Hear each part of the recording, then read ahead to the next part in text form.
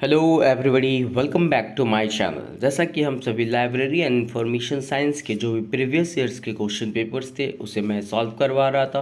तो स्टार्ट करते हैं आज के इस इम्पॉर्टेंट सेशन के। तो आपका फर्स्ट क्वेश्चन आपसे पूछा जा रहा है, डेटाबेसों में किस प्रकार की असंगतताओं का प्रादुर्भाव होता है, आपको ये बताना है। तो इसका राइट आंसर है ऑप्शन नंबर डी। इनमें से जितने भी ऑप्शन दिए हुए हैं सारे के सारे असंगतताओं का प्रादुर्भाव डाटाबेस में पाया जाता है। पहला कौन सा है? निवेश असंगतता।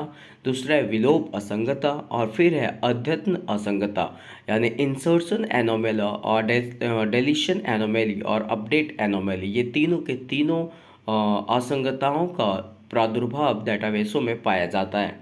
इसके डिस्क्रिप्शन को आप देखिए क्या कहता है। विसंगतियाँ अक्सर तब होती है जब डेटाबेस की जानकारी में बहुत अधिक अतिरिक्त होता है।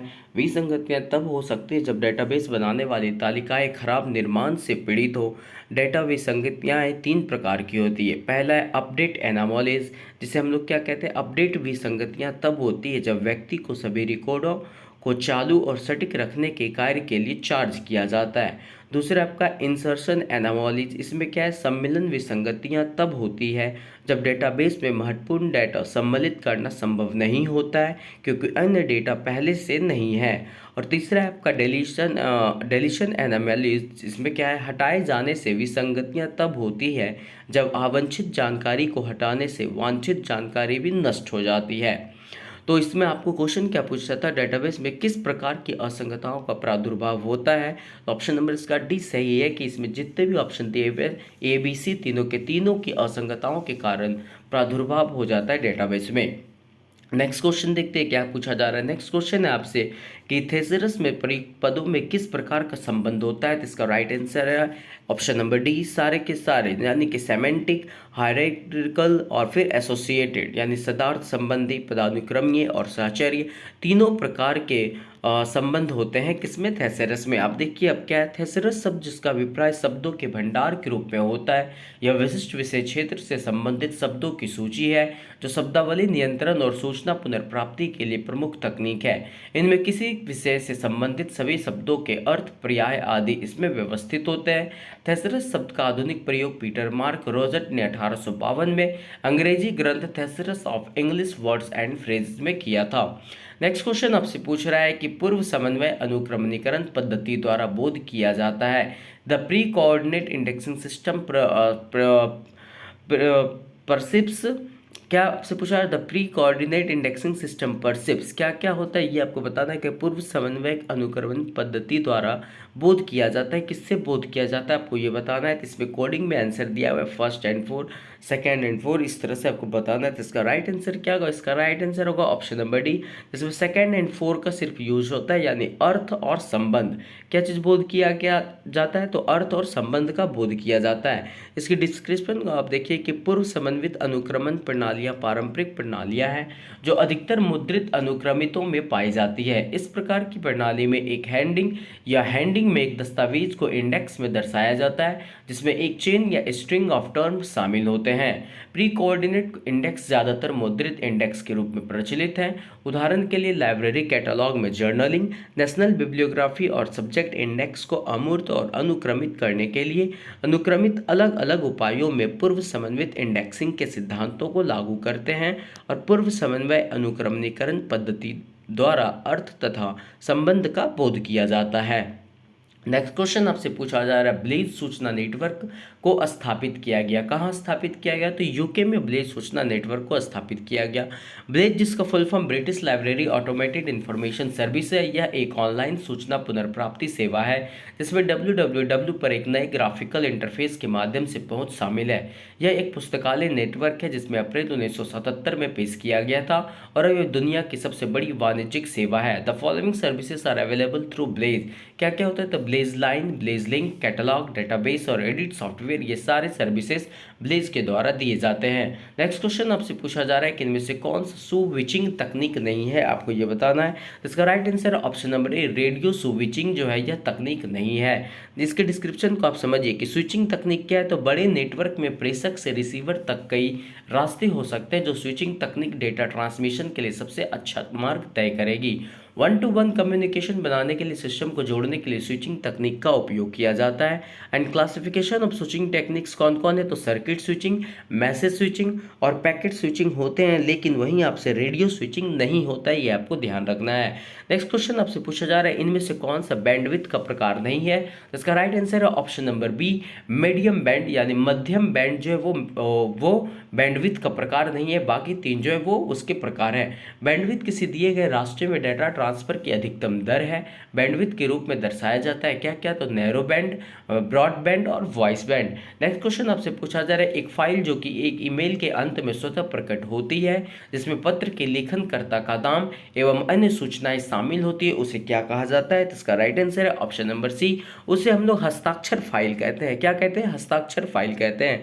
इसके डिस्क्रिप्शन को समझिए कि ईमेल हस्ताक्षर पाठ का एक खंड है जो आपके द्वारा भेजे गए ईमेल संदेश के अंत में जोड़ा जाता है। आमतौर पर हस्ताक्षर का उपयोग प्राप्तकर्ता को अपने नाम, ईमेल पते, वेबसाइट संपर्क जानकारी या वेबसाइट यूआरएल के साथ किया जाता है।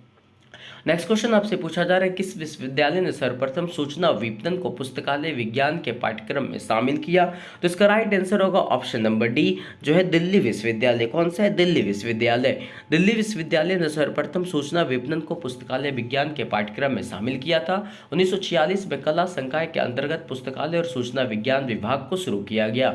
इस विश्वविद्यालय में अन्य शिक्षण विभागों के साथ पुस्तकालय विभाग का गठन किया गया तथा विभाग को यूनेस्को के एसोसिएट प्रोजेक्ट के रूप में भी मान्यता दी गई।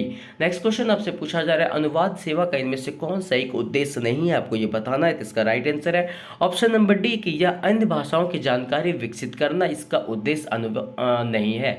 अनुवाद सेवा का उद्देश्य अन्य भाषाओं को जानकारी विकसित करना नहीं है, इसलिए इसका राइट आंसर है ऑप्शन नंबर डी। बाकी जो तीन ऑप्शन है वो अनुवाद सेवा का उद्देश्य है।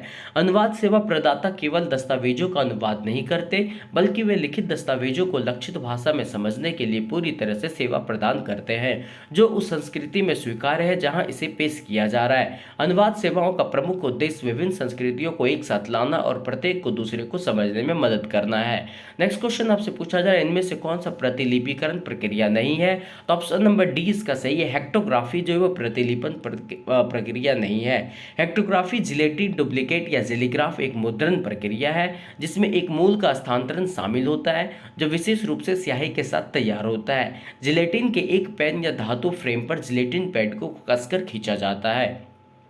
नेक्स्ट क्वेश्चन आपसे पूछा जा रहा है, ई गारफील्ड के अनुसार उद्धरण की दो अवधारणाएं कौन कौन सी, आपको ये बताना है, तो इसका right answer option number D, classic एवं प्रभाव घटक। क्लासिक एवं प्रभाव घटक जो है वो ई गारफील्ड के अनुसार उद्धरण की दो अवधारणाएं हैं। क्लासिक साइटेशन क्या, तो एक प्रशस्ति पत्र क्लासिक एक उच्च उद्धृत प्रकाशन है जिसमें विज्ञान उद्धरण इंडेक्स, सामाजिक विज्ञान उद्धरण इंडेक्स या कला और मानविकी प्रशस्ति पत्र सूचकांक के रूप में पहचाना जाता है। इम्पैक्ट फैक्टर क्या है, इम्पैक्ट फैक्टर उस आवृत्ति का माप है जिसके साथ किसी पत्रिका में एक विशेष वर्ष में औसत लेख का हवाला दिया गया है। इसका प्रयोग किसी लेख के उद्धृत होने के समय की गणना करके किसी पत्रिका के महत्व या रैंक को मापने के लिए किया जाता है।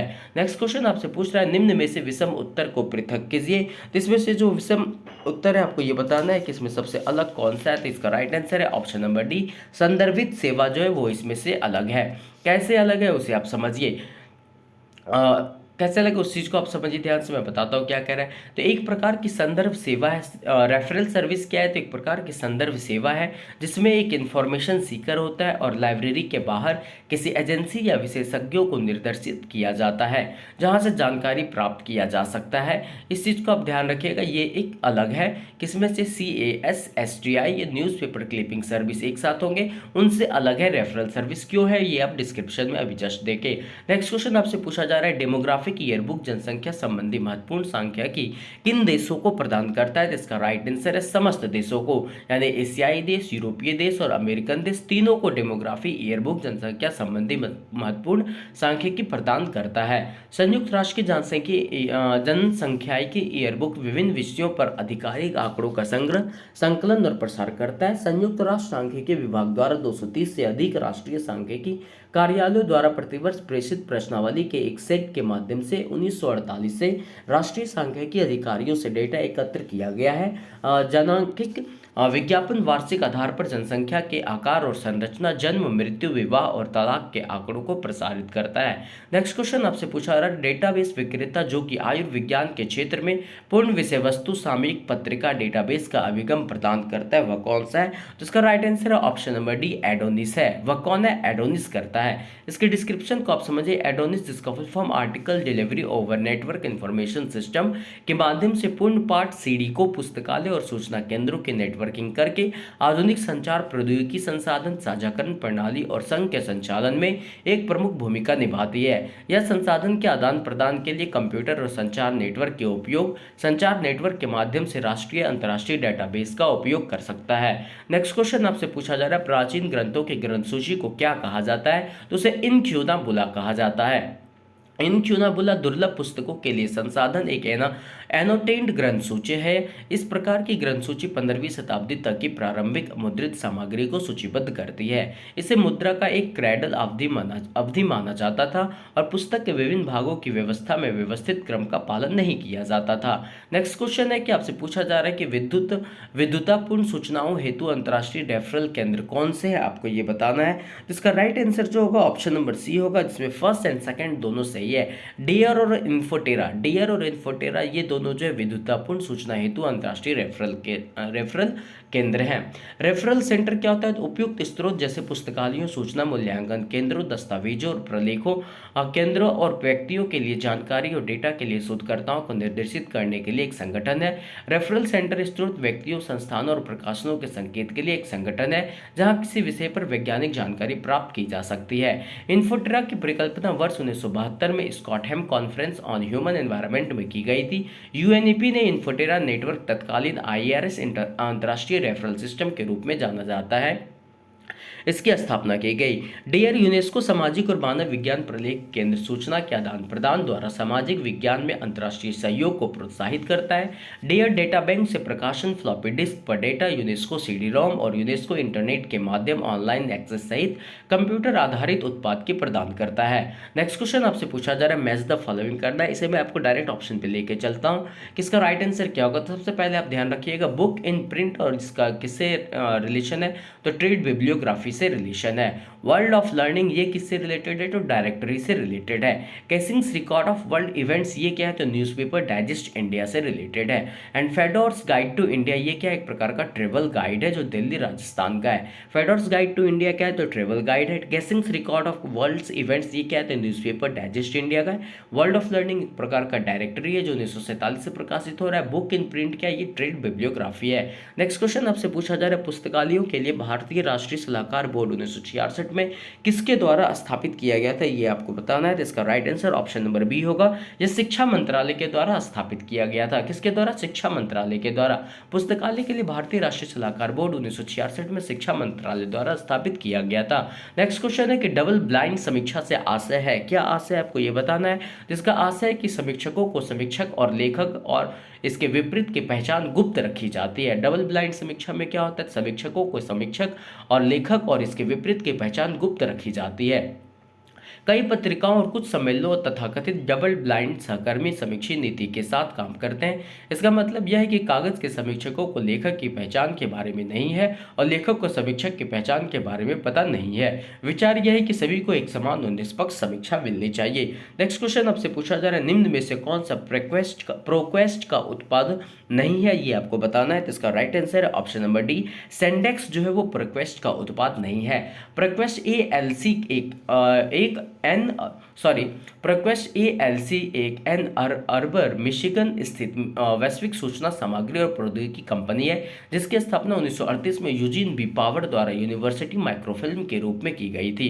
प्रोक्वेस्ट पुस्तकालयों के लिए आवेदन और उत्पाद प्रदान करता है। इसके संसाधन और उपकरण अनुसंधान और सीखने, प्रकाशन और प्रसार और पुस्तकालय संग्रह के अधिग्रहण, प्रबंधन और खोज का समर्थन करते हैं। नेक्स्ट क्वेश्चन आपसे पूछा जा रहा है, शोध में पायलट अध्ययन की आवश्यकता होती है, क्यों होती है? तो इसका राइट आंसर है ऑप्शन नंबर बी, उपकरणों के परीक्षण के लिए शोध में पायलट अध्ययन की आवश्यकता होती है। नेक्स्ट क्वेश्चन आपसे पूछा जा रहा है, मूल रूप से उपयोग किए गए उन्हीं शब्दों का उपयोग करना को क्या कहा जाता है? तो इसे हम लोग क्या कहते हैं? इसे हम लोग वर्बेटिम कहते हैं। क्या कहते हैं? मूल रूप से उपयोग किए गए उन्हीं शब्दों का उपयोग करने को हम लोग वर्बेटिम कहते हैं। नेक्स्ट क्वेश्चन आपसे, शैक्षणिक लेखनों में सुप्रा सूचित करता है। सुप्रा किसे सूचित करता है? यह ऊपर को सूचित करता है। सुप्रा किसे सूचित करता है? ऊपर को सूचित करता है। इसके डिस्क्रिप्शन को आप समझिए। सुप्रा एक एकेडमिक और कानूनी प्रशस्ति पत्र संकेत है जिसका उपयोग तब किया जाता है जब कोई लेखक एक पाठक को पहले से उद्धृत प्राधिकारी को संदर्भित करना चाहता है। उदाहरण के लिए एक लेखक अपने तीसरे पाद में एक स्रोत का उल्लेख करना चाहता है तो सुप्रा नोट 3 देखे, या उस नोट में पाठ के लिए नोट 3 के साथ सुप्रा पाठ देखे, यह लिखा होता है। नेक्स्ट क्वेश्चन आपसे पूछा जा रहा है कि काइनेसिक्स संप्रेषण से क्या आशय है, आपको ये बताना। तो इसका right answer option number D है। यह फेशियल एक्सप्रेशन और ये एक प्रकार का आई मूवमेंट है, या चेहरे के हाव भाव और नेत्र संचालन को बताता है। कौन बताता है? काइनेसिक्स इस चीज को बताता है कि चेहरे के हाव भाव और नेत्र संचालन को बताता है। काइनेसिक्स शरीर की गति संचार की व्याख्या है, जैसे कि चेहरे का हाव भाव शरीर के किसी भी अंग की गति से संबंधित अशाब्दिक व्यवहार या संपूर्ण रूप से शरीर समतुल्य लोकप्रिय संस्कृति शब्द बॉडी लैंग्वेज है। एक शब्द रे वर्डविस्टेल जिसे अध्ययन के क्षेत्र का संस्थापक माना जाता है। काइनेसिक्स पहली बार 1952 में रे वर्डविस्टेल नामक मानव विज्ञानी द्वारा उपयोग किया गया था। वर्डविस्टेल ने अध्ययन करने की इच्छा की कि लोग आसन स्वभाव रूप के माध्यम से कैसे संवाद करते हैं। नेक्स्ट क्वेश्चन आपसे पूछा जा रहा है, ऑन्टोलॉजी संबंधित है, किससे संबंधित है? यह जो है अस्तित्व की प्रकृति, नेचर ऑफ एग्जिस्टेंस से संबंधित है। ऑन्टोलॉजी किससे संबंधित है? नेचर ऑफ एग्जिस्टेंस से संबंधित है। नेक्स्ट क्वेश्चन आपसे पूछा जा रहा है कि मॉडल है एक, मॉडल क्या है, आपको ये बताना है। तो इसका right answer option number D है।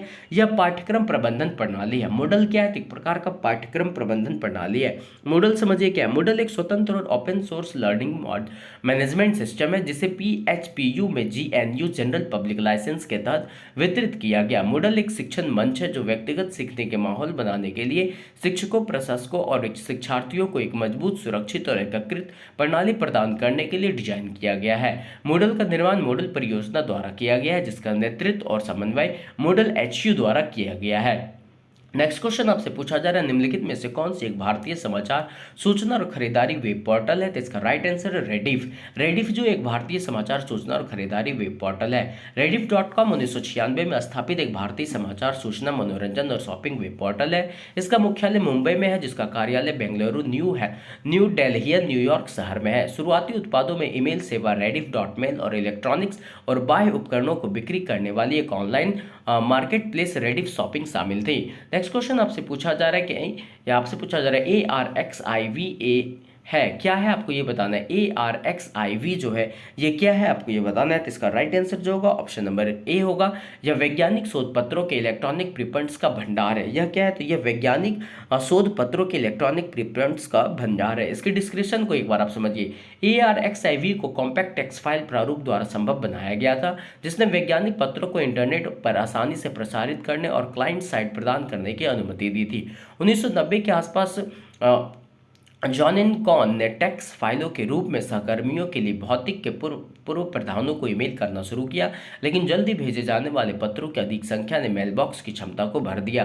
पॉल गिन्सबर्ग ने केंद्रीय भंडारण की आवश्यकता को पहचाना और 1991 में लॉस एलामोस नेशनल लेबोरेटरी में संग्रहित एक मेल बॉक्स बनाया। यह एक भौतिक संग्रह के रूप में शुरू हुआ जिसे LANL प्रीप्रिंट संग्रह कहा जाता है। 2001 गिन्सबर्ग ने संस्थानों को कॉर्नेल यूनिवर्सिटी में बदल दिया और रिपोजिटरी का नाम बदलकर ARXIV.organization कर दिया। अब इसे मुख्य रूप से कॉर्नेल द्वारा होस्ट किया जाता है।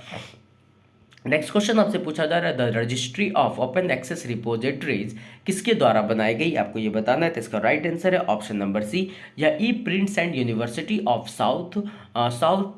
साउथहम्पटन के द्वारा बनाया गया। किसके द्वारा? E prints at university of of Southampton के द्वारा the registry of open access repositories बनाई गई। इसके डिस्क्रिप्शन को आप समझिए, ROAR जिसका full form registry of open success repositories है कि रजिस्ट्री एक खोज योग्य अंतर्राष्ट्रीय डेटाबेस है जो तो ओपन एक्सेस संस्थागत रिपोजिटरी और उनके सामग्री के निर्माण, संस्थान और विकास के अनुक्रमित करता है। ROAR को साउथहैम्पटन ब्रिटेन के इप्री नाइट्स विश्वविद्यालय द्वारा बनाया गया था। यह संस्थागत अभिलेखागार रजिस्ट्री के रूप में शुरू हुआ और 2006 में इसे ओपन एक्सेस रिपोजिटरीज की रजिस्ट्री का नाम दिया गया। नेक्स्ट क्वेश्चन आपसे पूछा जा रहा है क्रिप्टोग्राफी किससे संबंधित है, आपको ये बताना है। तो इसका right answer option number C है, यह सूचना सुरक्षा से संबंधित है। क्रिप्टोग्राफी साधारण सादे पाठ को अचिंत्य पाठ और इसके विपरीत में परिवर्तित करने की प्रक्रिया से जुड़ी है। यह एक विशेष रूप में डेटा को संग्रहित करने और प्रसारित करने की एक विधि है ताकि केवल जिनके लिए यह कहा है वे इसे पढ़ सके और संशोधित कर सके।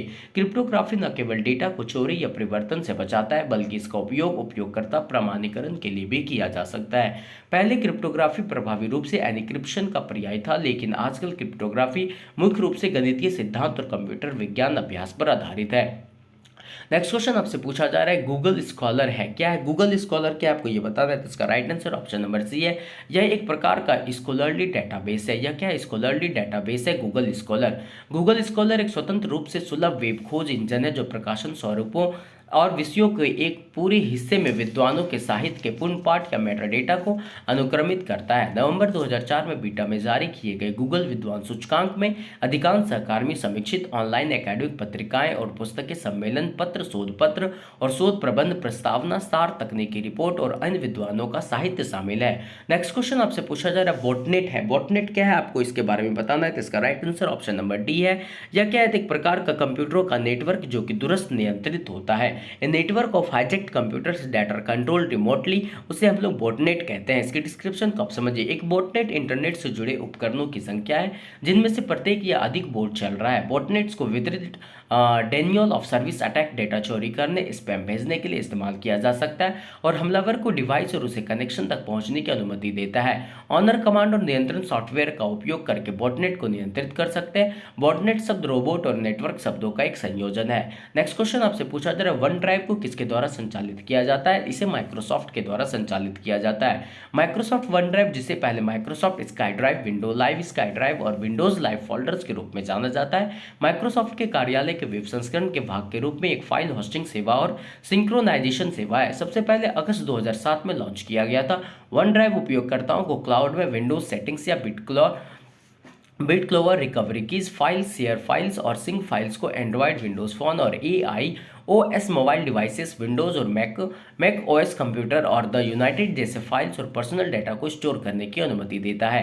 X60, X360 और X60 एक्सॉन कंसोल उपयोगकर्ता माइक्रोसॉफ्ट ऑफिस दस्तावेजों को वन ड्राइव पर सीधे अपलोड कर सकते हैं। नेक्स्ट क्वेश्चन आपसे पूछा जा रहा है लिंक्डइन इज ए, लिंक्डइन क्या, आपको ये बताना है। इसका right answer option number D, यह एक सामाजिक नेटवर्क सेवा है। क्या है, सामाजिक नेटवर्क सेवा है। लिंक्ड एक अमेरिकी व्यावसायिक रोजगार उन्मुख सेवा है जो वेबसाइटों और मोबाइल एप्लीकेशन के माध्यम से संचालित होती है। 28 दिसंबर 2002 को स्थापित किया गया और क्या बता रहा, और 5 मई 2003 को लॉन्च किया गया। कब लॉन्च किया गया इसे, 5 मई 2003 को लॉन्च किया गया। इसका उपयोग मुख्य रूप से पेशेवर नेटवर्किंग के लिए किया जाता है जिसमें नियोक्ता नौकरी चाहने वाले को अपना CV पोस्ट करते हैं। 2016 से यह माइक्रोसॉफ्ट को पूर्ण स्वामित्व वाली सहायक कंपनी है। जून 2019 तक लिंक्डइन के 200 देशों में 630 मिलियन पंजीकृत सदस्य थे। नेक्स्ट क्वेश्चन आपसे पूछा जा रहा है विद्या मित्र है। विद्या मित्र क्या, आपको ये बताना है।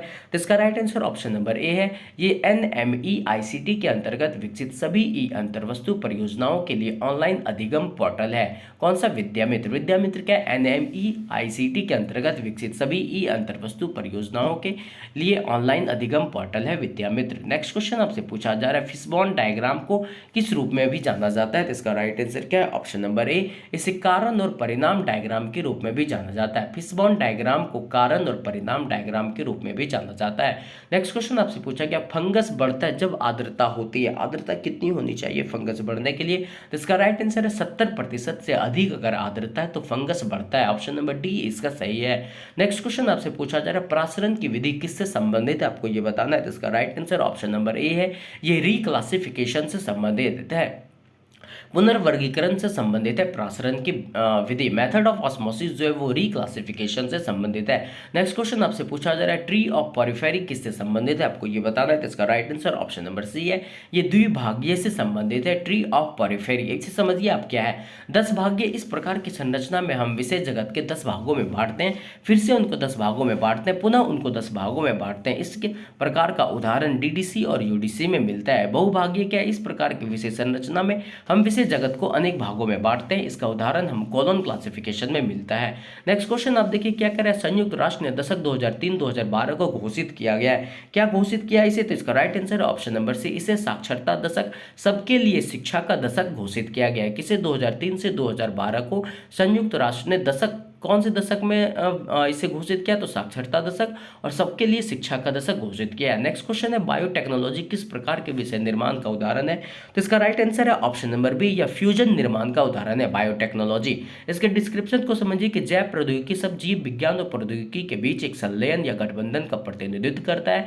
जैव प्रौद्योगिकी मानव सभ्यता जितनी ही पुरानी है, इस प्रकार जैव प्रौद्योगिकी सदियों पुरानी प्रथाओं के लिए एक नया खोजा गया अनुशासन है। ऐसा रिकॉर्ड है कि शराब और बियर 6000 ईसा पूर्व, रोटी और दही 4000 ईसा पूर्व में तैयार किए गए थे। ये सभी सूक्ष्म जीवों की प्राकृतिक क्षमताओं पर आधारित प्रक्रियाएं हैं। नेक्स्ट क्वेश्चन आपसे पूछा जा रहा है फिलोसॉफिकल ट्रांजैक्शन जर्नल के प्रकाशक कौन है, आपको ये बताना है। तो इसका राइट आंसर क्या है, आप बताइए इसका राइट आंसर क्या होना चाहिए। फिलोसॉफिकल ट्रांजैक्शन जर्नल के प्रकाशक कौन है, तो इसका राइट आंसर है option number A, royal society of London. कौन है, रॉयल सोसाइटी ऑफ लंदन। इसके डिस्क्रिप्शन को आप एक बार समझिए। रॉयल सोसाइटी के दार्शनिक लेन देन रॉयल सोसाइटी द्वारा प्रकाशित एक वैज्ञानिक पत्रिका है। अपने शुरुआती दिनों में यह रॉयल सोसाइटी के सचिव का एक निजी उपक्रम था। यह 1752 में एक आधिकारिक समाज प्रकाशन बन गया। यह 1665 में स्थापित किया गया था। यह विश्व की पहली पत्रिका है जो विशेष रूप से विज्ञान के लिए समर्पित है और इसलिए यह विश्व की सबसे लंबी चलने वाली वैज्ञानिक पत्रिका भी है। शीर्षक में दार्शनिक शब्द का उपयोग प्राकृतिक दर्शन को संदर्भित करता है और इसका पहला प्रकाशन 6 मार्च 1665 को हुआ था। नेक्स्ट क्वेश्चन आपसे पूछा क्या वर्तमान में library science with a slant to documentation journal किस नाम से जाना जाता है, आपको ये बताना है। इसका राइट आंसर है ऑप्शन नंबर ए, इसे SRELS journal of information management के नाम से जाना जाता है।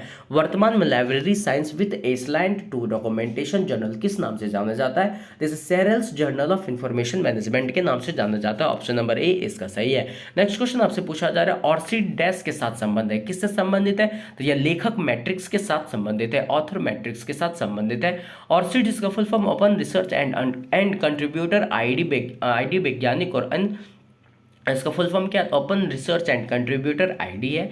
वैज्ञानिक और अन्य शैक्षणिक लेखकों को और योगदानकर्ताओं की विशिष्ट पहचान करने के लिए एक गैर विनियोगात्मक अल्फा न्यूमेरिक कोड है। वैज्ञानिक साहित्य या मानविकी में प्रकाशनों को पहचानना मुश्किल है क्योंकि अधिकांश व्यक्तिगत नाम अद्वितीय नहीं है, वे बदल सकते हैं। यह डिजिटल ऑब्जेक्ट आइडेंटिफायर और डिजिटल ऑब्जेक्ट आइडेंटिफायर द्वारा डिजिटल नेटवर्क पर सामग्री से संबंधित संस्थाओं के लिए बनाए गए हैं, मनुष्यों के लिए एक निरंतर पहचान प्रदान करता है। नेक्स्ट क्वेश्चन आपसे पूछा जा रहा है कि दो प्रलेखों के मध्य एक विशेष समानता स्थापित करने के लिए इस्तेमाल किया जाने वाला तरीका क्या कहलाता है, तो इसे हम लोग क्या कहते हैं, इसे हम लोग सह उद्धरण युग्मन कहते हैं। क्या कहते हैं, सह उद्धरण युग्मन कहते हैं, को साइटेशन कपलिंग कहते हैं। ऑप्शन नंबर बी इसका सही है। नेक्स्ट क्वेश्चन आपसे पूछा है निम्नलिखित को शब्दकोश अनुसार शब्द दर शब्द क्रम में व्यवस्थित करना है। तो डायरेक्ट हम इसको शब्दकोश के अनुसार देखिए, सबसे पहले कॉल होगा, फिर कॉल लेटर होगा, फिर कॉल्ड होगा, फिर कॉलिंग होगा।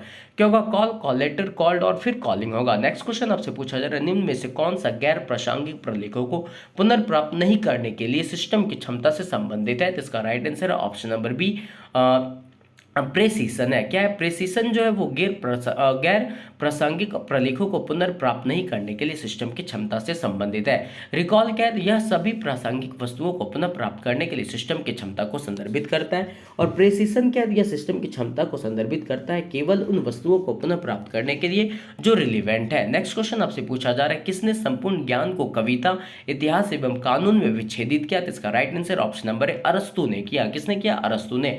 संपूर्ण ज्ञान को कविता, इतिहास एवं कानून में विच्छेदित करने वाले अरस्तु थे। नेक्स्ट क्वेश्चन है कि निम्न में से कौन सा मानक सिद्धांत नहीं है, तो इसका right answer option number D, व्याख्या का सिद्धांत।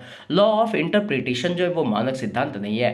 कैटलॉगिंग के आदर्श के सिद्धांतों के संदर्भ में वे नियम, कानून, सिद्धांत और कैनन है जो कैटलॉग कोड और विभिन्न प्रकार की प्रविष्टियां, शीर्षकों की पसंद, शीर्षकों के प्रतिपादन, विवरण और दस्तावेजों की कैटलॉगिंग से संबंधित अन्य चीजों को नियंत्रित करते हैं। डॉक्टर एस आर रंगनाथन वो पहले व्यक्ति हैं जिन्हें कैटलॉगिंग के मानक सिद्धांतों के बारे में बताने, प्रचार करने, चर्चा करने और उनके विश्लेषण करने का श्रेय जाता है। कानून का उपयोग प्रमुख विषयों जैसे laws of library, science, Newton के नियम आदि में किया जाता है। कैनन एक सामान्य सिद्धांत है जिसके द्वारा निर्णय लिया जाता है, जैसे कैटलॉगिंग, वर्गीकरण, पुस्तक चयन आदि। सिद्धांत एक नियम है जो किसी कला या विज्ञान की खोज या अध्ययन में आवश्यक प्रक्रिया या विधि को विनियमित करता है। नेक्स्ट क्वेश्चन आपसे पूछा जा रहा है किस विश्वविद्यालय बौद्ध भिक्षु विहार के पुस्तकालय का नाम धर्मगंज था, आपको ये बताना है। तो इसका right answer option number C है, नालंदा विश्वविद्यालय या बौद्ध भिक्षु विहार के पुस्तकालय का नाम धर्मगंज था। इसका ऑप्शन नंबर सी सही है। कौन सा विश्वविद्यालय? नालंदा विश्वविद्यालय। नेक्स्ट क्वेश्चन आपसे पूछा जा रहा है डॉक्टर हरि सिंह गौर विश्वविद्यालय के केंद्रीय पुस्तकालय का नाम क्या है, आपको ये बताना है। तो इसका राइट आंसर है option number C, Jawaharlal Nehru पुस्तकालय है। डॉक्टर हरि सिंह गौर विश्वविद्यालय के केंद्रीय पुस्तकालय का नाम क्या है, तो जवाहरलाल नेहरू पुस्तकालय नाम है। नेक्स्ट क्वेश्चन आपसे पूछा जा रहा है भोपाल की मौलाना आजाद सेंट्रल लाइब्रेरी को निवर्तमान भवन में कब स्थापित किया गया, तो इसका right answer option number C 1955 में। भोपाल की मौलाना आजाद सेंट्रल लाइब्रेरी को निवर्तमान भवन में कब स्थापित किया गया? 1955 में। मौलाना आजाद सेंट्रल लाइब्रेरी प्रदेश की सबसे बड़ी लाइब्रेरी है जिसमें 1 लाख से अधिक पुस्तकों का संकलन है। 13 अगस्त 1955 को हमीदिया लाइब्रेरी को अजायब घर में स्थानांतरित किया गया जो आज सेंट्रल लाइब्रेरी के नाम से जानी जाती है। देश के पहले शिक्षा मंत्री के मौलाना अबुल कलाम आजाद के नाम पर इस लाइब्रेरी का नाम मौलाना आजाद सेंट्रल लाइब्रेरी रखा गया।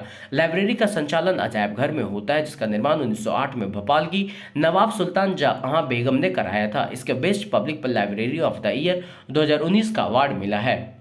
इसे जो best public library of the year 2019 का अवार्ड मिला है। नेक्स्ट क्वेश्चन आपसे पूछा जा रहा है मध्य प्रदेश विधानसभा सचिवालय में वर्तमान में निदेशक कौन है, तो इसका right answer option number B Punit Srivastava है। कौन है? पुनीत श्रीवास्तव। मध्य प्रदेश विधानसभा सचिवालय में वर्तमान में निदेशक पुनीत श्रीवास्तव है।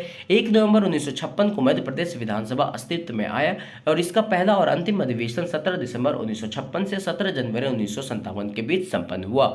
नेक्स्ट क्वेश्चन आपसे पूछा जा रहा है ICAR ने कंसोर्टियम पर ई रिसोर्सेज इन एग्रीकल्चर को कब स्थापित किया, आपको ये बताना है।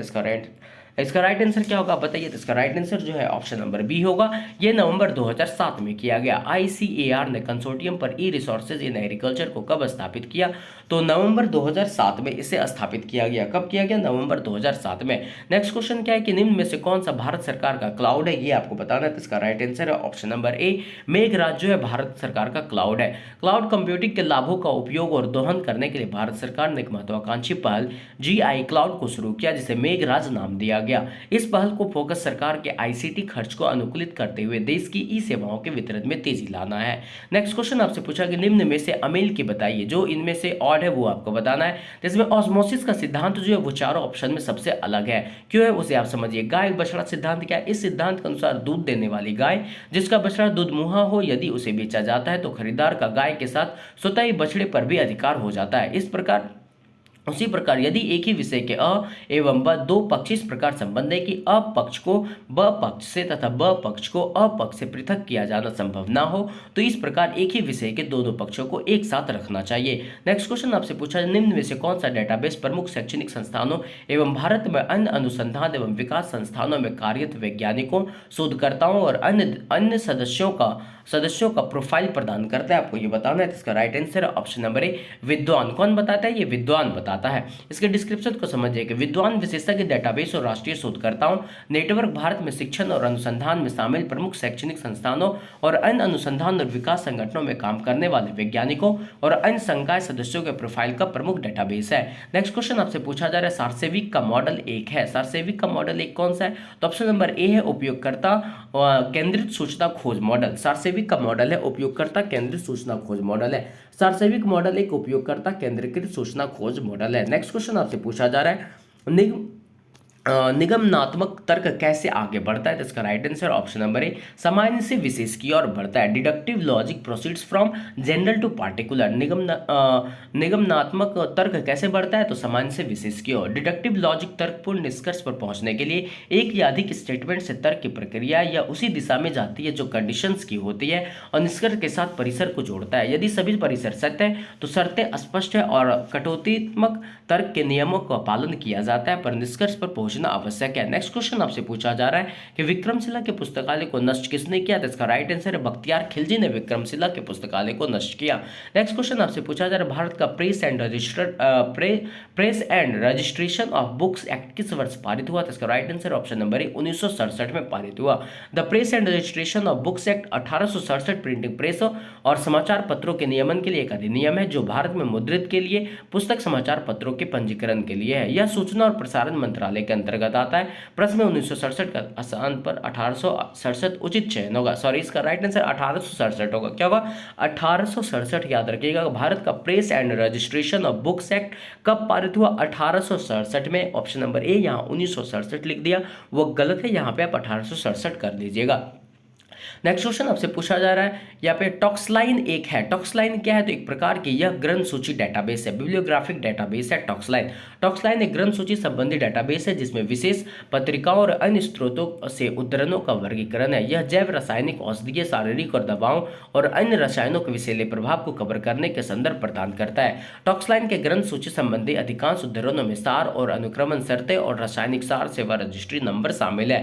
नेक्स्ट क्वेश्चन आपसे पूछा जा रहा है उद्धरण विश्लेषण सहायता करता है। किस चीज में उद्धरण विश्लेषण सहायता करता है? तो इसका राइट आंसर ऑप्शन नंबर एक, मुख्य प्रलेखों की पहचान में सहायता करता है। किसमें करता है? मुख्य प्रलेखों की पहचान में करता है। इसके डिस्क्रिप्शन को आप एक बार ध्यान से समझिए। उद्धरण विश्लेषण दस्तावेजों में आवृत्ति, पैटर्न और उद्धरणों के ग्राफ की परीक्षा है। यह दस्तावेज के गुणों को प्रकट करने के लिए उद्धरणों के पैटर्न, एक दस्तावेज से दूसरे दस्तावेज के लिंक का उपयोग करता है। एक संग्रह में सबसे महत्वपूर्ण दस्तावेज की पहचान करना एक विशिष्ट उद्देश्य होगा। नेक्स्ट क्वेश्चन आपसे पूछा जा रहा है एक त्वरित और तैयार अंतर्दृष्टि को कहते हैं। क्या कहते हैं? तो उसे हम लोग अंतर्ज्ञान कहते हैं। क्या कहते हैं? उसे अंतर्ज्ञान कहते हैं। अंतर्ज्ञान ज्ञानपूर्ण तर्क सम्मोहन को प्राप्त करने की क्षमता है। अचेतन प्रतिरूप मान्यता और सचेत तर्क की आवश्यकता के बीच सहज रूप से कुछ समझने की क्षमता है। इंट्यूशन शब्द लैटिन के इंट्योरी शब्द से आता है जिसका अनुवाद है विचार करना।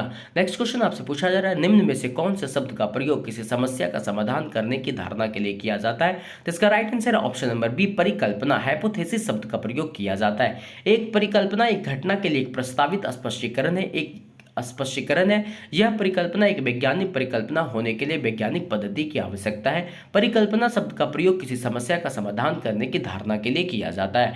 नेक्स्ट क्वेश्चन आपसे पूछा जा रहा है वेब 2.0 में टैगिंग को कहा जाता है। क्या कहा जाता है? तो इसे हम लोग फॉक्सोनॉमी कहते हैं। क्या कहते हैं? वेब 2.0 में टैगिंग को फॉक्सोनॉमी कहते हैं। फॉक्सोनॉमी में डिजिटल सामग्री टैग का उपयोग करने की प्रक्रिया है। यह उपयोगकर्ताओं को वेबसाइटों, चित्रों, दस्तावेजों, डेटा के अन्य रूपों को वर्गीकृत करने की अनुमति देता है। लोगो टैक्सोनॉमी से व्युत्पन्न लोगोनोमी अधिकांश सोशल मीडिया और वेब 2.0 प्लेटफॉर्म की एक सामान्य विशेषता है। यह प्रत्येक विशिष्ट प्रकार की सामग्री के साथ संबंधित शब्दों या कीवर्ड की एक सामान्य और साझा शब्दावली बनाता है। फॉक्सोनॉमी मुख्य रूप से टैगिंग या सामग्री में मेटाडेटा जानकारी जोड़ने के माध्यम से होती है। नेक्स्ट क्वेश्चन है किस वर्ष बुडापेस्ट ओपन एक्सेस इनिशिएटिव की घोषणा की गई? तो इसका right answer option number B है, 2002 में की गई। बुडापेस्ट ओपन एक्सेस इनिशिएटिव 2002 में जारी किया गया था। नेक्स्ट क्वेश्चन आपसे पूछा जा रहा है जो व्यक्ति शब्दकोश तैयार करता है उसे क्या कहा जाता है? आपको ये बताना है। तो इसका राइट आंसर क्या होगा? ऑप्शन नंबर बी इसका सही है। उसे हम लोग लेक्सिकोग्राफर कहते हैं। क्या कहते हैं? उसे लेक्सिकोग्राफर कहते हैं। नेक्स्ट क्वेश्चन आपसे पूछा गया द ग्रे लिटरेचर संदर्भित करता है। ग्रे लिटरेचर किसे संदर्भित करता है? तो इसे अप्रकाशित साहित्य को संदर्भित करता है। अनपब्लिश्ड लिटरेचर को ग्रे लिटरेचर संदर्भित करता है। ग्रे लिटरेचर से तात्पर्य है कि आंतरिक प्रतिवेदन जिन्हें दस्तावेज के रूप में प्रकाशित नहीं किया गया हो। ग्रे लिटरेचर का शब्द का प्रथम प्रयोग 1978 में ब्रिटिश लैंडिंग लाइब्रेरी डिवीजन द्वारा आयोजित एक सम्मेलन में ऑगर ने पहली बार अवधारणा का वर्णन करने के लिए ग्रे साहित्य शब्द का इस्तेमाल किया। 1989 में ऑगर ने the documentation of the European communities एक गाइड का दूसरा संस्करण प्रकाशित किया जिसमें ग्रे लिटरेचर शब्द का पहला उपयोग हुआ। नेक्स्ट क्वेश्चन आपसे पूछा जा रहा है पैसिव डॉक्यूमेंटेशन का तात्पर्य क्या है? इसका right answer option number C, प्रलेखन सेवा है। डॉक्यूमेंटेशन सर्विस है। पैसिव डॉक्यूमेंटेशन का तात्पर्य क्या है? प्रलेखन सेवा है। पैसिव डॉक्यूमेंटेशन का तात्पर्य है प्रलेखन सेवा है। डॉक्टर रंगनाथन ने प्रलेखन सेवा को एक प्रकार की अति गहन संदर्भ सेवा सेवा कहा है जिसमें कि अधिक महत्व विशेषज्ञ पाठक तथा सूक्ष्म विचारों को दिया जाता है। प्रलेखन सेवा एक प्रकार की दीर्घकालीन संदर्भ सेवा है जहां सूक्ष्म विचारों एवं विशेषज्ञ पाठकों का विशेष महत्व है। पैसिव डॉक्यूमेंटेशन सेवा उपयोगकर्ता की उपस्थिति में की जाती है। नेक्स्ट क्वेश्चन आपसे पूछा जा रहा है उरकुंड प्रदान करता है। उरकुंड क्या प्रदान करता है आपको ये बताना है। इसका right answer option number B है। उरकुंड जो है साहित्यिक चोरी पता लगाना और रोकने का काम करता है। उरकुंड जो है साहित्यिक चोरी का पता लगाना और रोकने का काम करता है। नेक्स्ट क्वेश्चन आपसे पूछा जा रहा है Sears list of subject headings में पसंदीदा शीर्षकों को किसके द्वारा इंगित किया जाता है। इसका राइट आंसर क्या होगा, ऑप्शन नंबर डी होगा। यह बल्क टाइप में मुद्रण करके Sears list of subjecting index headings में पसंदीदा शीर्षकों को किसके द्वारा इंगित किया जाता है, तो उसको बोल्ड टाइप में, बोल्ड होगा, बोल्ड टाइप में मुद्रण करके उसको प्रिंट किया जाता है बोल्ड टाइप में। इसे आप समझिए। Sears list of subject headings का प्रथम संस्करण मिनी हेडिंग्स द्वारा 1923 में list of headings for small library नाम से प्रकाशित हुआ था।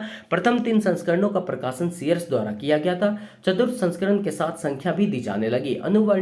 अनुवर्णिक और शब्दकोशीय सूची बनाने के लिए विषय की आवश्यकता होती है। उसी आवश्यकता की पूर्ति के हेतु विभिन्न सब्जेक्ट हेडिंग्स लिस्ट की रचना की गई। सीयर्स लिस्ट को मध्यम और छोटे आकार के पुस्तकालय के लिए उपयुक्त माना गया है। इसमें पसंदीदा शीर्षकों को बोल्ड टाइप में मुद्रण किया जाता है। नेक्स्ट क्वेश्चन आपसे पूछा जा रहा है कि TIFF फाइल फॉर्मेट सर्वप्रथम किसने निर्मित किया, तो इसे एल्डस कॉर्पोरेशन ने निर्मित किया। TIFF को किसने किया, तो इसे एल्ड्स कॉर्पोरेशन ने निर्मित किया। टैग की गई छवि file, tagged image file format प्रारूप संक्षिप्त TIFF और TIF रेखांकन ग्राफिक्स चित्र ग्राफिकल कलाकारों प्रकाशन उद्योग और फोटोग्राफर के बीच लोकप्रिय भंडारण के लिए एक कंप्यूटर फाइल प्रारूप है। डेस्कटॉप पब्लिशिंग में उपयोग के लिए यह एल्डस कॉर्पोरेशन द्वारा बनाया गया। एल्ड्स कॉर्पोरेशन के द्वारा बनाया, किसके द्वारा, एल्ड्स कॉर्पोरेशन के द्वारा बनाया गया। नेक्स्ट क्वेश्चन आपसे पूछा जा रहा है इंट्राफेसिड फेज रिलेशन का प्रयोग किस संबंध को प्रदर्शित करने के लिए किया जाता है, तो इसका राइट आंसर जो होगा, इसका right answer option number B है। इसे एक ही पक्ष के 2 एकलों को संबंध करने के लिए इंट्राफेसिस फेज रिलेशन का प्रयोग किया जाता है। इंट्राफेसिस फेज रिलेशन का प्रयोग किस लिए किया जाता है, तो एक ही पक्ष के 2 एकलों को संबंध करने के लिए। नेक्स्ट क्वेश्चन आपसे पूछा जा रहा है निम्न में से कौन सा स्मृति विज्ञान का प्रकार नहीं है, इसका right answer option number D है। अल्फा न्यूमेरिक जो है वो स्मृति विज्ञान का प्रकार नहीं है। कौन सा नहीं है, अल्फा न्यूमेरिक नहीं है। इसकी डिस्क्रिप्शन को आप समझिए। निमोनिक शब्द ग्रीक भाषा के निमोनिकोस से आया है जिसका अर्थ है स्मरण शक्ति में सहायता प्रदान करना। डॉक्टर रंगनाथन ने निमोनिक्स के निम्न प्रकार का वर्णन किया है। पहला आपका व्यवस्थित निमोनिक्स, दूसरा है शाब्दिक निमोनिक्स, तीसरा है मौलिक निमोनिक्स, चौथा है स्थानिक निमोनिक्स। ये किस ग्रीक भाषा से आया, तो इसे निमोनिकोस ग्रीक भाषा से इसे लिया गया है। नेक्स्ट क्वेश्चन आपसे पूछा गया अंतरराष्ट्रीय वर्गीकरण पत्रिका किसने प्रकाशित की, तो इसका राइट आंसर है ISKO जिसका full form international society for knowledge organization है, जिसकी स्थापना 22 जुलाई 1989 में हुई थी। इसका मुख्यालय कोपेनहेगन में है। इसकी इंटरनेशनल कॉन्फ्रेंस 2 साल बाद होते हैं। इसके प्रथम अध्यक्ष डॉक्टर हडलबर्ग थे। इसको के वर्तमान अध्यक्ष रिस्क सॉस्टक यूनिवर्सिटी ऑफ अल्बर्टा कनाडा वाले हैं, और वर्तमान वाइस प्रेसिडेंट एमोस डेविड जो फ्रांस के हैं, और एंड्रेस लेडले जो स्विट्जरलैंड के हैं। इसको के में आरंभ में 7 मेंबर थे और वर्तमान में 22 मेंबर हैं, ध्यान रखिएगा।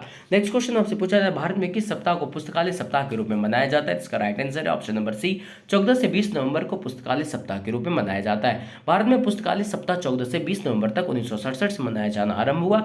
भारत में पुस्तकालय सप्ताह की शुरुआत करने का श्रेय ILA इंडियन लाइब्रेरी एसोसिएशन को दिया जाता है। अमेरिका में पुस्तकालय सप्ताह 1958 से अप्रैल महीने में मनाया जाता है। अमेरिका में पुस्तकालय सप्ताह की शुरुआत का श्रेय ALA को जाता है, और भारत में लाइब्रेरियन डे जो है 12 अगस्त को मनाया जाता है। नेक्स्ट क्वेश्चन आपसे पूछा जा रहा है यूनिवर्सिटीज हैंडबुक का प्रकाशन किसके द्वारा होता है, तो इसका right answer option number B है। ALU के द्वारा भारत में यूनिवर्सिटीज हैंडबुक का प्रकाशन किया जाता है। भारत में नई दिल्ली से प्रकाशित होने वाला यह वार्षिक संदर्भ ग्रंथ है जिसे भारतीय विश्वविद्यालय संघ द्वारा प्रकाशित किया जाता है। इसमें सभी भारतीय विश्वविद्यालयों, कृषि विश्वविद्यालयों और राष्ट्रीय महत्व के संस्थानों की नवीनतम सूचनाएं दी जाती है। इसमें समस्त विश्वविद्यालयों को उनके नाम के अनुसार वर्णानुक्रम में व्यवस्थित किया जाता है। प्रत्येक विश्वविद्यालय को संबंधित संपूर्ण सूचनाएं जैसे स्थापना वर्ष, पता, विश्वविद्यालय के अधिकारी, पुस्तकालय सुविधाएं, बजट, पाठ्यक्रम संबंधी जानकारी, महाविद्यालयों की सूची, शिक्षण का माध्यम आदि जानकारी दी रहती है। नेक्स्ट क्वेश्चन आपसे बताना है कि ऑल नंबर 2:5, 5 and 6 and 8 में कॉल नंबर निर्देशित करता है। कॉल नंबर किसे निर्देशित करता है आपको ये बताना है। तो इसका राइट आंसर क्या होगा पता है? इसका राइट आंसर जो ऑप्शन नंबर सी है, यह असमान आकार पुस्तक को निर्देशित करता है। किसे करता है? असमान आकार पुस्तक को निर्देशित करता है। कौन?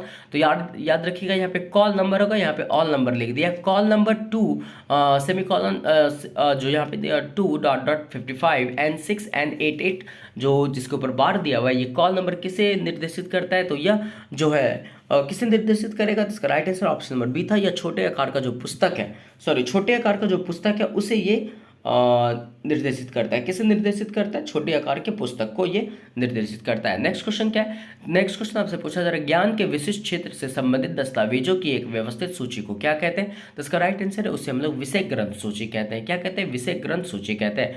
ग्रंथ सूची ग्रीक भाषा के बिब्लियन शब्द से आया है। इसके पिता कॉनराड गैसनर है। डॉक्टर रंगनाथन के अनुसार जब ग्रंथ सूची प्रमुखता से पुस्तकों की आत्मा से संबंध होती है तो हम इसे विषयगत ग्रंथ सूची कहते हैं। विषयगत ग्रंथ सूची से तात्पर्य किसी विशिष्ट विषय, कुछ विषयों अथवा समस्त विषयों में प्रकाशित हुआ बृहद और सूक्ष्म विचारों अर्थात पुस्तकों और पत्रिकाओं में प्रकाशित लेखों की सूची है, जैसे जीव विज्ञान की ग्रंथ सूची है। नेक्स्ट क्वेश्चन आपसे पूछा जा रहा है, इंडिया हुज हु का प्रकाशक कौन है? इसका राइट आंसर है इन्फा New Delhi. India's who is who 1969 से भारतीयों की मूल जीवनी की विस्तृत प्रामाणिक एवं शुद्ध सूचना प्रदान करने वाला स्रोत है। इसकी आवधिक वार्षिक है। इसकी अवधि क्या है? तो वार्षिक है। इंडिया हु इज हु का प्रकाशन इन्फा पब्लिकेशन न्यू दिल्ली द्वारा किया जाता है। प्रकाशनों को 8 प्रमुख विभागों व्यापार, शासन, मानविकी, जानकारी, विज्ञान, अनुपयुक्त विज्ञान, समाज विज्ञान और विविध में विभाजित किया गया है। प्रत्येक विभाग में विषय अथवा व्यवसाय के आधार पर वर्णानुक्रम व्यवस्थापन किया गया है। जीवन परक सूचनाओं के लिए यह एक उपयोगी स्रोत है। नेक्स्ट क्वेश्चन आपसे पूछा जा रहा है, Guinness book of world records प्रकाशित होती है, कहाँ से होता है? न्यूयॉर्क से। गिनीज बुक होगा, वहाँ पे क्या होगा? बुक होगा। Guinness book of world records कहाँ से प्रकाशित होते हैं? न्यूयॉर्क से। Guinness book of the world records का एक अत्यंत लोकप्रिय वार्षिक संदर्भ ग्रंथ है। इसका प्रकाशन स्टर्लिंग पब्लिशिंग कंपनी न्यूयॉर्क द्वारा लगातार किया जा रहा है। यह मनुष्य की उपलब्धियों का अभिलेख है। इसमें विभिन्न विषयों के अंतर्गत सूचनाएं व्यवस्थित की गई है। इसमें एक क्रमबद्ध अनुक्रमणिका भी दी गई है। प्रथम तथ्यों के प्रामाणिक जानकारी हेतु यह अत्यंत उपयोगी स्रोत है। नेक्स्ट क्वेश्चन आपसे पूछा जा रहा है, वर्णानुक्रमी स्मृति विज्ञान को इस नाम से भी जाना जाता है। किस नाम से जाना जाता है? तो इसका राइट आंसर है ऑप्शन नंबर ए। इसे हम लोग शाब्दिक स्मृति विज्ञान कहते हैं। वर्बल मेमोनिक्स भी इसे कहा जाता है। क्या कहा जाता है? शाब्दिक स्मृति विज्ञान कहा जाता है। इसे ध्यान से समझिए। निमोनिक शब्द ग्रीक भाषा के निमोनिकोस से निकला है, जिसका अर्थ है स्मरण शक्ति में सहायता प्रदान करना। डॉक्टर रंगनाथन ने निम्न निमोनिकस का वर्णन किया है। पहला व्यवस्थित निमोनिकस, शाब्दिक निमोनिकस, मौलिक निमोनिकस और शेड्यूल निमोनिकस। शाब्दिक स्मृति सहायक जो है विभिन्न विषयों के संदर्भ में वैचारिक समानता हो, उन विचारों को वर्बल निमोनिक्स कहते हैं। अर्थात किसी विषय वस्तु या एकल विचार को व्यक्त करने के लिए इनका प्रथम अक्षर प्रयोग होगा। नेक्स्ट क्वेश्चन आपसे पूछा जाए, प्रश्नावली 1 है। प्रश्नावली क्या है? तो यह एक आंकड़ा संग्रहण उपकरण है। क्या है? ये एक आंकड़ा संग्रहण उपकरण है। ऑप्शन नंबर ए सही है। विश्वविद्यालय पुस्तकों अपने उपयोगकर्ताओं के लिए एक उत्कृष्ट सेवा प्रदान करने के लिए प्रतिबद्ध है। लाइब्रेरी सेवाओं का आकलन करने के लिए उपयोग किए जाने वाले मुख्य उपकरणों में से एक उपयोगकर्ता सर्वेक्षण है। यह अध्ययन उपयोगकर्ता की जरूरतों की पहचान करते हुए वर्तमान सूचना सेवाओं और संसाधनों के साथ पुस्तकालय उपयोगकर्ताओं की संतुष्टि का आकलन करने के लिए किया जाता है। डेटा संग्रह के लिए एक प्रश्नावली आधारित सर्वेक्षण का उपयोग किया जाता है। नेक्स्ट क्वेश्चन आपसे पूछा जा रहा है, थैंक यू। नेक्स्ट आपको नेक्स्ट लाइब्रेरी के टॉपिक मिलेंगे। यदि आप इस चैनल पर नए हैं तो चैनल को सब्सक्राइब और शेयर करना मत भूलिएगा। Thank you.